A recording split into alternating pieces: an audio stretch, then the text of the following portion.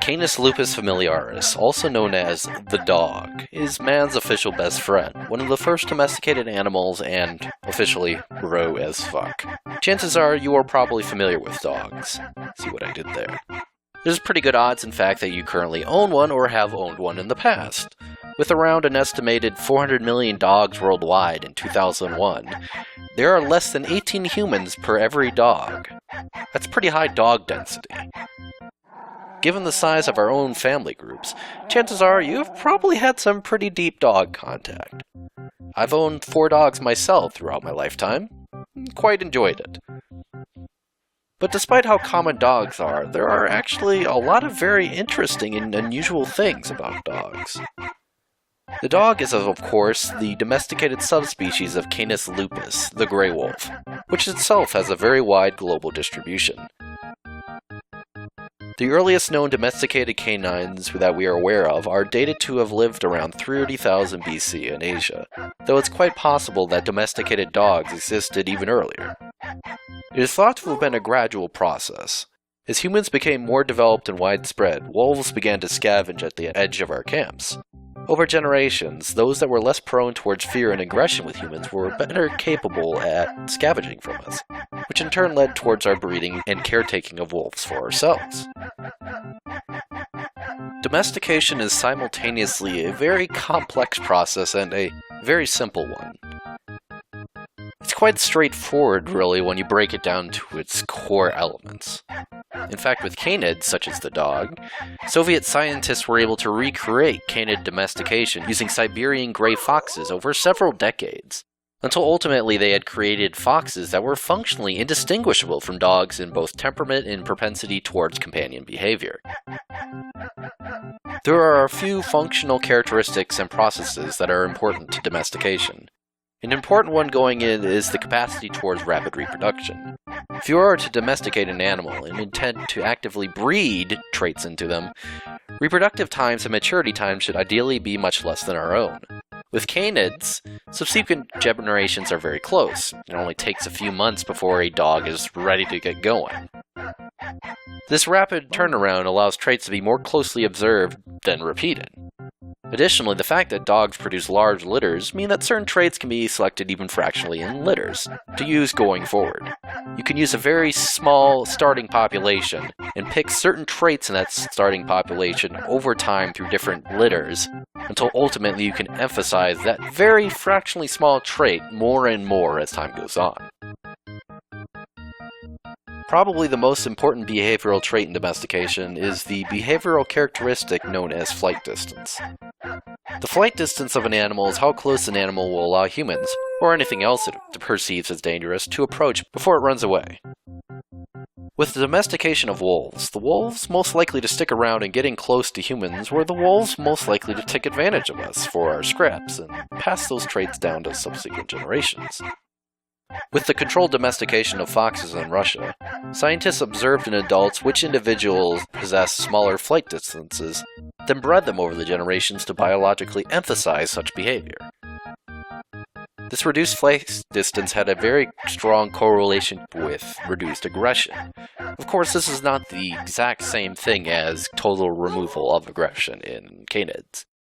However, you can breed reduced aggression alongside reduced flight distances. The key thing with reduced flight distances, in a modern sense, is that it's actually a very easily determined and observed trait that coincides with reduced aggression. You can measure it.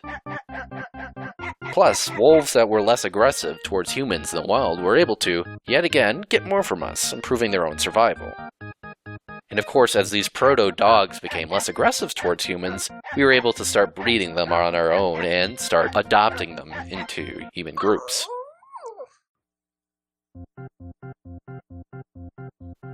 Very interestingly, while emphasizing these behavioral traits, we've noticed that there's a resultant effect on the domesticated animal's physical traits. And this is something we see in essentially all domesticated animals. They display neoteny compared to their wild equivalents. Neoteny, sometimes referred to as juvenilization, is the physiological retardation of an animal's development. In other words, they possess traits as adults that are in line with the juvenile traits of their progenitors. So in layman's terms, a dog is a lot like a wolf puppy in terms of physical characteristics, even in adulthood. These physical traits seem to go hand in hand with reduced aggression and flight distances.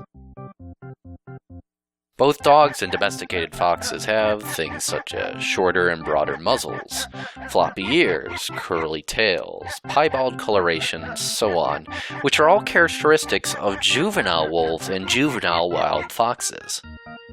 And we see these characteristics in essentially all domesticated animals. Perhaps most jarringly seen in the domesticated cow, which we derived from the extinct auroch, which were horrendous murder cattle that were much larger, much meaner, and holy fucking shit.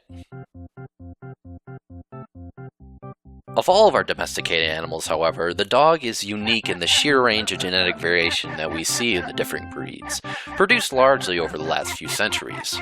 Completely dynamically different and completely just utterly unalike morphological and behavioral variations are spread across absolutely hundreds of breeds worldwide.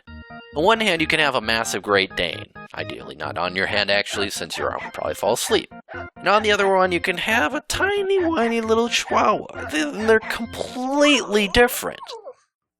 And this has occurred largely because of the unique breeding practices that we've taken towards dogs, as well as their reproductive capability. A single founder event with just a very few dogs can result through breeding and selection over some generations in a completely unique physiological variation compared to other canines. Of course, this is assisted by the fact that dogs are very good at being bred towards certain traits. Which is something we're not quite sure about why that's a thing.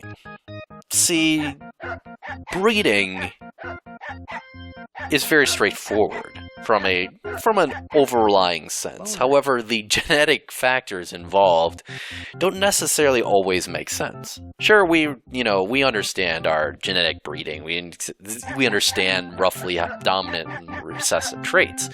But physical traits in dogs aren't necessarily that, they're not physical or dominant or recessive traits. We're emphasizing certain physical traits and just breeding over generations and hoping that ones don't bump it out. And yet we're able to establish dog breeds through just repeated rebreeding until we can basically create a baseline. Now, this is something we can do with other animals, certainly, but dogs are just very good at it for some reason. It may be because we just have domesticated them for so long that it's a thing that just came up where we've managed to breed them towards being very good at being bred. Perhaps more interestingly than their uniqueness in terms of their genetic relationship with us is their emotional relationship with us. Dogs have been companions with humankind for millennia now. One of the earliest skeletons of dogs we found was one from 24,000 BC in the Czech Republic. And we know for a fact that it definitely was a domesticated dog, not just because of its physical characteristics, but the fact that it was interred with a mammoth bone placed in its jaws. Now that's a very human behavior. That's a very modern human behavior. It feels very typical. Humans have a remarkably close relationship with our companion animals. And that's something of a timeless thing. Especially when you keep in mind that this isn't that much later after what we think is the earliest domestication events, at least from the fossil evidence thus far. It could very well be that we've had domesticated dogs for hundreds of thousands of years, from the earliest stretches of human development. Dogs passed with humans over the land bridge into North America. Dogs have spread with us to every inch and every foot of the world. And there's something kind of special, thinking about it, about an animal that's completely and utterly specialized to us.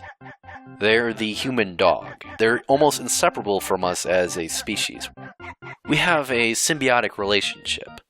Our two species are deeply intertwined at this point, and in a sense, that means we're kind of a species altogether, at least from a societal standpoint. And that's something that's pretty neat.